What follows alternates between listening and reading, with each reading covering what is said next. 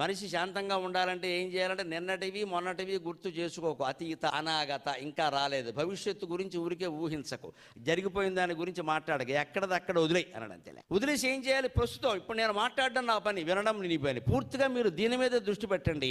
నేను మాట్లాడడం మీద దృష్టి పెడితే కార్యక్రమం విజయవంతం అయినట్టే, అనుమానం వెళ్ళలేదు. ఇంకా నేను మధ్య మధ్యలో మాట్లాడుతూ ఏదో ఆపేసేసి నా వ్యవహారాలేవో నేను ఎక్కడో గుర్తు చేసుకుంటూ అది నాకు సాధ్యం కాదని కూడా మాట్లాడలేదు. కానీ మీలో అందరూ అలా ఉంటారని ఏం లేదు కదండి. ఇక్కడ మాట్లాడుతూ కూడా మధ్యలో ఒకడు ఏం చేస్తూ ఉంటాడు, ఫోన్ కెలుగుతూ ఉంటాడు ఇక్కడ కూర్చుని ఇలా. ఇంకొకళ్ళు అయితే ఇంటి దగ్గర ఏమిటో వచ్చేటప్పుడు తలుపు తాళం వేయడం మర్చిపోయాం, ఏమైందో, ఉంటాయి పోయినవి పోతాయమ్మా గొడవ. ఇవే మనం జరగబోయేవి జరిగినవన్నీ ఇక్కడ అమృతప్రాయమైన ప్రసంగం అనుకునే మనం వచ్చాం కదా. మీ మనస్సును మీరు ఆలోచించుకోండి, ఎక్కడెక్కడో ఉంటుంది, అదే పోయింది.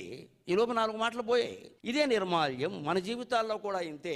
రాత్రి మంచం ఎక్కి పడుకున్నాము అంటే వెంటనే తెల్లారితే నమస్కారం అమ్మా, తెల్లారకపోతే ఇదే నమస్కారం, సెలవు, అమ్మవారికి చెప్పాల్సిందే. ఇంత ధైర్యం ఉండాలి మనస్సు.